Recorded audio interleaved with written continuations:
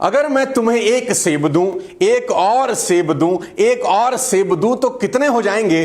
Teacher ने बच्चे से क्लासरूम में पूछा। बच्चे ने कहा मैडम 4। टीचर ने दोबारा पूछा, अगर मैं तुम्हें एक सेब दूं, एक और दूं, एक और दूं तो कितने हो जाएंगे? बच्चे ने कहा मैडम 4।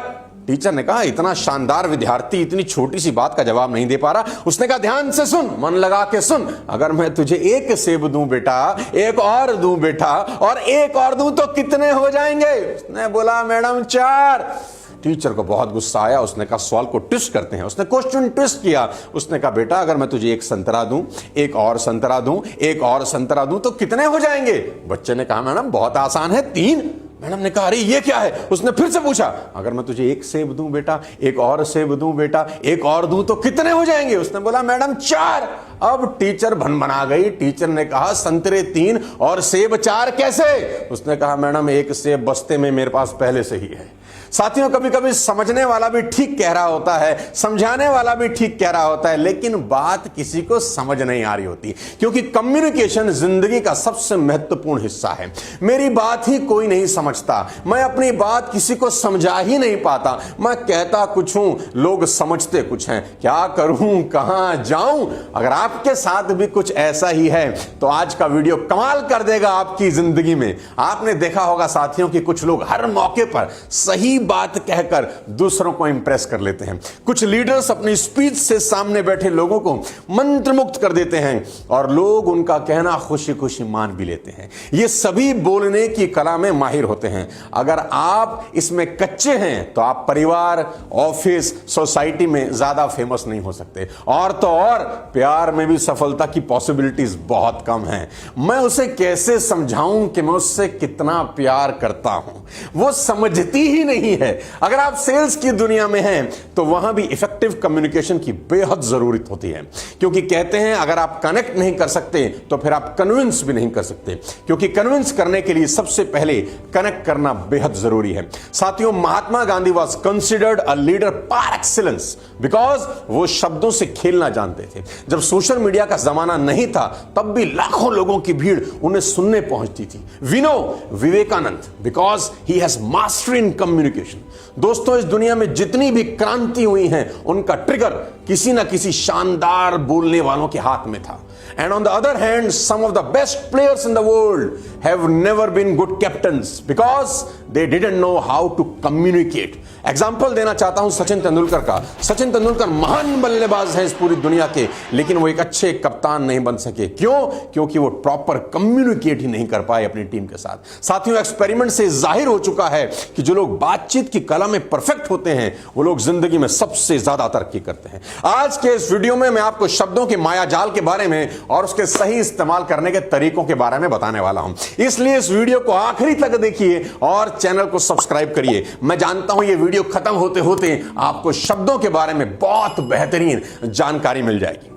ईश्वर ने हमें 2 कान और 1 मुंह दिया है ताकि सुने ज्यादा और बोले कम। ये कभी ना भूलें कि बोलना मुंह का पार्ट टाइम काम है। मुंह का मुख्य काम खाना खाना और पानी पीना है, लेकिन लोगों ने मुंह का मुख्य काम बोलने का बना दिया है। भाषा की सबसे बड़ी प्रॉब्लम यह है कि हम जो बात दूसरों तक पहुंचाना चाहते हैं वह सामने वाले व्यक्ति तक उसी स्वरूप में, उसी अवस्था में नहीं पहुंच पाती। हम सबके दिमाग की डिक्शनरी में शब्दों के अलग अलग मतलब होते हैं।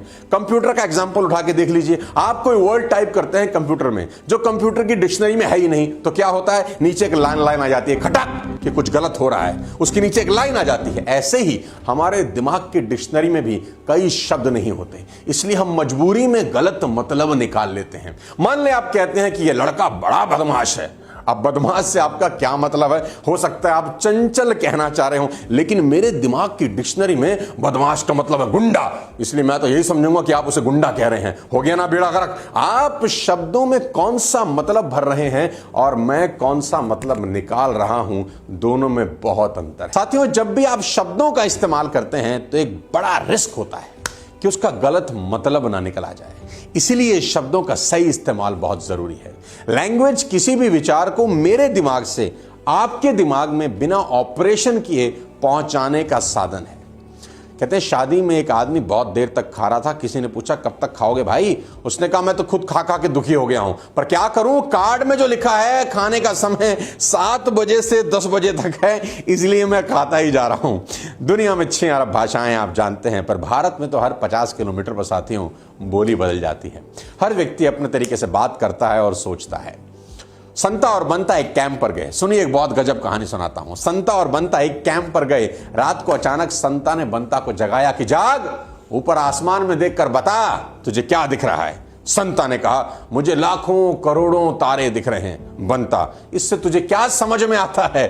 संता ने दिमाग पर जोर डाला और जो जवाब दिया वो काबिले तारीफ है। संता ने कहा खगोल की दृष्टि से अगर देखूं तो पता चलता है कि ब्रह्मांड में लाखों करोड़ों आकाश गंगाएं हैं। ग्रह और ज्योतिषी की दृष्टि से देखूं तो मुझे पता चलता है कि शनि सिंह राशि में है। समय की दृष्टि से देखूं तो पता चलता है रात के 3 बजे हैं। धर्म की दृष्टि से पता चलता है ईश्वर सर्वशक्तिमान है और इंसान बहुत छोटा है। मौसम की दृष्टि से लगता है कि बेटा कल दिन बहुत सुहाना होगा। वैसे बंता, तुझे क्या लगता है? बंता ने कहा मुझे लगता है किसी ने हमारा टेंट चुरा लिया है। साथियों, कम्युनिकेशन बहुत इंपॉर्टेंट रोल प्ले करता है। कहते हैं कंजूस ने दुकानदार से कहा कि टूथब्रश दे दो, मेरे ब्रश का एक बाल टूट गया है। हाँ, कंजूस ने दुकानदार से कहा कि भाई एक टूथब्रश दे दो, मेरे ब्रश का एक बाल टूट गया है। तो दुकानदार ने कहा एक बाल ही तो टूटा है, नया काय को खरीद रहे हो? कंजूस, जो बाल टूटा है ना भाई वो आखिरी था, इसीलिए खरीद रहा हूं। इफेक्टिव कम्युनिकेशन के 5 सिद्धांत आपसे शेयर करता हूं। Being in the public speaking from the last 20 years, बहुत सारी चीजें मुझे सीखने को मिली है और उसमें से आज 5 बातें आपको बताता हूं जिससे आपका कम्युनिकेशन बहुत स्ट्रांग हो जाए। सबसे पहले, क्या कहा जा रहा है ये कभी इंपॉर्टेंट नहीं होता। ध्यान से सुनिएगा मेरी बात को। क्या कहा जा रहा है ये कभी इंपॉर्टेंट नहीं होता, कौन कह रहा है ये इंपॉर्टेंट होता है। मान ले कोई आपसे कहता है आपकी मौत तय है। इंपॉर्टेंट बात यह है कि कहने वाला व्यक्ति कौन है। अगर यह बात डॉक्टर कह रहा है तो उसकी बात में दम है। अगर वह ज्योतिषी है तो उसकी बात सोचने लायक है। लेकिन अगर कोई आपसे चिढ़कर कह रहा है तो ज्यादा ध्यान देने की जरूरत नहीं है। कहने वाला कौन है, इससे ही बात का इंपॉर्टेंस तय होती है। बात तो वहीं रहती है, इंपॉर्टेंस बदल जाती है। साथियों, महाभारत के युद्ध में पांडव सेना गुरु द्रोणाचार्य को रोकना चाहती है। वो रोके नहीं रुक रहे। भगवान कृष्ण ने कहा इनको जाकर कह दो कि उनका पुत्र अश्वत्थामा मारा गया, झूठ बोल दो। लेकिन उनसे झूठ बोला गया, अश्वत्थामा मारा गया। द्रोणाचार्य ने कहा मैं यही बात युधिष्ठिर के मुंह से सुनना चाहता हूं, क्योंकि सब जानते थे कि युधिष्ठिर झूठ नहीं बोलते। तो कौन कह रहा है ये इंपॉर्टेंट है। दूसरी सबसे इंपॉर्टेंट बात आपको बताना चाहता हूं कि कोई भी बात कहां कही जा रही है, स्थान की इंपॉर्टेंस है, प्लेस की इंपॉर्टेंस है और जगह की इंपॉर्टेंस है। अगर किसी लड़की से आप मोहब्बत करते हैं और पहली बार डेट पर ले जाना चाहते हैं तो क्या आप उसे किसी हॉस्पिटल ले जाना चाहेंगे कि आज चल डेट पे इस हॉस्पिटल में चलते हैं आईसीयू में, या किसी शमशान घाट ले जाना चाहेंगे कि वहीं कोक और पिज्जा मंगाते हैं वहीं खाएंगे बैठकर? नहीं, आप ऐसा कभी नहीं करेंगे, क्योंकि जगह बहुत इंपॉर्टेंट रोल प्ले करती है। आप किस जगह पर बात बोल रहे हैं उस जगह का रेलिवेंस है। आप एक मस्त सा रेस्टोरेंट चुनेंगे जहां मस्त म्यूजिक चल रहा हो, माहौल में ही रोमांस हो, तो बात का वजन बढ़ जाता है और बात करने की इंपॉर्टेंस बढ़ जाती है। आप कोई सीक्रेट बात किसी से करना चाहते हैं तो दोस्त को बोलते हैं आइए जरा कोने पकड़, आजा कोने में, आजा कोने में ले जाते हैं, खुल के बात नहीं करते। जगह की इंपॉर्टेंस है। फुटपाथ पर कोल्ड ड्रिंक 20 रुपए की बिकती है और 5 स्टार होटल में 200 रुपए की, क्योंकि जगह की इंपॉर्टेंस है। तीसरी सबसे इंपॉर्टेंट बात आपसे बता देना चाहता हूं कि कोई भी बात जब आप करते हैं तो क्या वो कॉन्फिडेंस, एक्साइटमेंट के साथ की जा रही है कि नहीं। बात वही है, उसकी ग्रेविटी बढ़ जाती है अगर आप कम्युनिकेशन एक्साइटमेंट के साथ करते हैं। उदाहरण देता हूं मैं आपको। बहुत बड़े महानायक हुए हमारे नेताजी सुभाष चंद्र बोस। उनका एक फेमस डायलॉग है, आप सबको पता होगा, कि तुम मुझे खून दो मैं तुम्हें आजादी दूंगा। अंदाज लगाइए कि लोगों ने नसें काट दी, लोगों ने अपनी जिंदगी दांव पर लगा दी नेताजी के कहने पर। लेकिन सोचिए अगर नेताजी बैठे होते और 100, 200, 300 लोग उनके सामने होते और नेताजी भाषण दे रहे हैं कि साथियों देश को तुम्हारी बहुत जरूरत है, बहुत ढीला ढाला बोल रहे होते, ऐसा करो, हाँ सुधीर जी, हाँ संजय जी, तुम एक काम करो, तुम ना मुझे वो दे दो, वो जो लाल रंग का होता है ना तुम्हारी नसों में, हाँ तुम मुझे वो दे दो, हाँ तुम मुझे खून दे दो, और मैं थोड़ी सी कोशिश करता हूं कि थोड़ी कहीं मिल जाए तो मैं तुम्हें आजादी ला दूंगा। क्या कोई साथ देता? नहीं। नेताजी सुभाष चंद्र बोस अपनी आंखों में खून उतार के बोल रहे हैं पब्लिक को कि साथियों, देश को तुम्हारी जरूरत है, तुम मुझे खून दो, मैं तुम्हें आजादी दूंगा। लोगों ने अपनी जिंदगी दांव पर लगा दी। कम्युनिकेशन का सबसे इंपॉर्टेंट रोल है कि आप एक्साइटमेंट के साथ बात कर रहे हैं कि नहीं कर रहे हैं। चौथी सबसे इंपॉर्टेंट बात आपको बताऊं, आपका दिल खुश हो जाएगा, कि ध्यान से सुनिए। जब भी आप किसी को सुनते हैं ना तो ध्यान से सुनिए। और मेरा फेमस डायलॉग है, कभी रिएक्ट नहीं, रिस्पॉन्ड करिए। लोग बहुत जल्दी सुनते हैं और जल्दी रिएक्ट कर जाते हैं। वो सुनने के लिए नहीं सुनते, वो जवाब देने के लिए सुनते हैं। एक आदमी को तार मिलता है कि संता तुम्हारी बेटी मर गई है, और वो 100वीं मंजिल से कूद जाता है।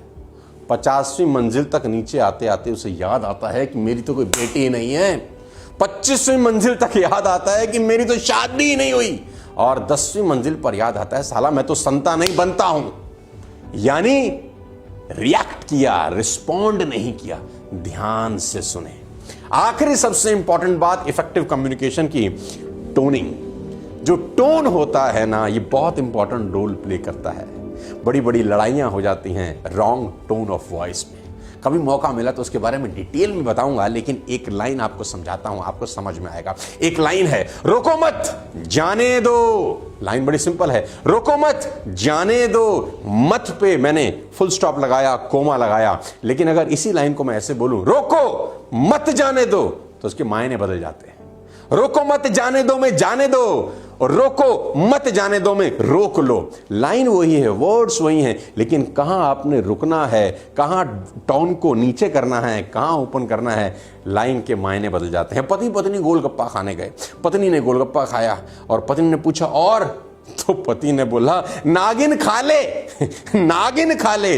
अब पत्नी ने एक दिया कान पे, नागिन हूं मैं? अरे बोला मैंने नागिन नहीं बोला, मैंने बोला नागिन खा ले। बात का मायना बदल जाता है। कम्युनिकेशन बहुत बड़ा रोल प्ले करता है दो लोगों के संबंधों के बीच में। उम्मीद करता हूं आज का वीडियो आपको पसंद आया होगा, बेहतर होंगे आपकी जिंदगी इन सारी बातों को इंप्लीमेंट करें। अगले किसी और वीडियो के साथ फिर आपकी सेवा में हाजिर होऊंगा, फिर आपसे मुलाकात करूंगा। अपने स्वास्थ्य का ध्यान रखिए। लेकिन एक छोटी सी रिक्वेस्ट इस वीडियो के आखिरी में करना चाहता हूं। आप जिस टॉपिक पे चाहते हैं मुझे वीडियो बनाते हुए देखना, मैं चाहता हूं कमेंट बॉक्स में जरूर लिखें। पहली बार 300 वीडियो बनाने के बाद मैं चाहता हूं कि आप मुझे बताएं कि अगला वीडियो कौन से टॉपिक पे होना चाहिए, कौन से विषय पे होना चाहिए। मुझे ढेर सारा प्यार देने के लिए बहुत बहुत धन्यवाद साथियों।